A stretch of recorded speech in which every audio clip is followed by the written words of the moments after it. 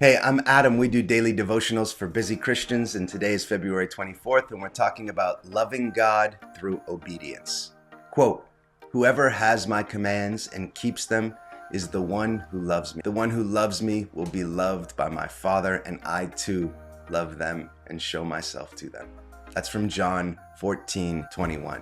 Obedience, the mark of genuine love. Have you ever noticed that love isn't just something we feel, it's something that we do? We see this in every relationship. A parent sacrifices for their child. A husband or wife remains faithful, even in tough times.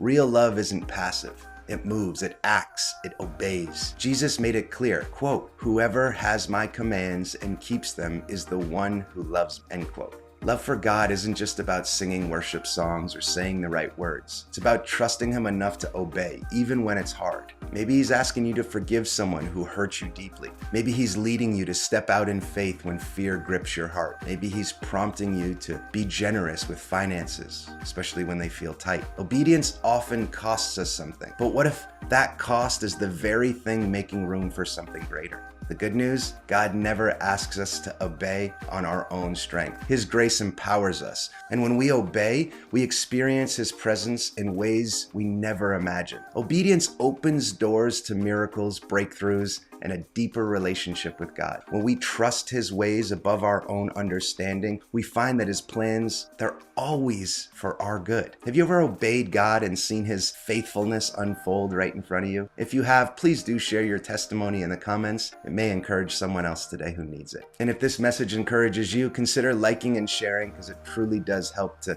reach people maybe where they need to be met. The beauty of surrender. Imagine standing at the edge of a cliff, terrified to jump, but hearing God's voice saying, "Trust me." That's what obedience can feel like. Jesus knows this struggle. He lived it. In the Garden of Gethsemane, facing the weight of the cross, He prayed, quote, "Not my will, but yours be done," end quote. Obedience wasn't easy, but His love for the Father was greater than His fear of suffering. Because of His surrender, we have salvation. What about you? Is God calling you to surrender something? Maybe it's control over your future. Maybe it's a toxic relationship or an old wound you're afraid to let go of. Maybe He's calling you to walk away from a comfortable situation because He's got something much better in store for you. Surrendering isn't losing, it's making space for something greater. God never asks us to surrender without a purpose. Every act of obedience leads to a deeper intimacy with Jesus. He promises, quote, "I will love them and show myself to them," end quote. The more we surrender, the more we see Him. The more we lay down our desires, the more we find His perfect peace. Try and think of a time when surrendering to God brought unexpected blessings. Was it hard?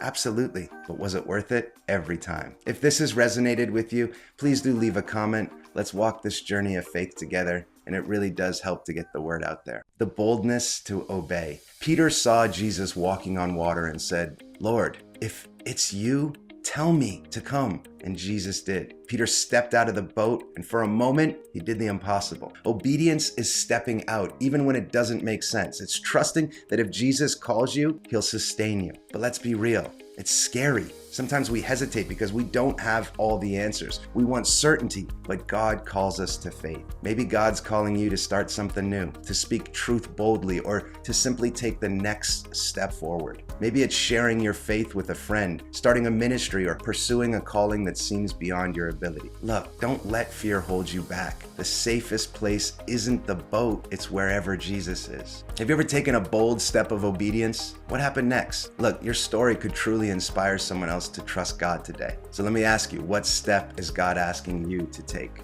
right now? And let me ask you a favor. Look, every like, share, and comment really does help spread this word. So let's encourage others today to step out in faith. My name's Adam. I want to thank you for being here. And as always, my friend, onward. God bless you.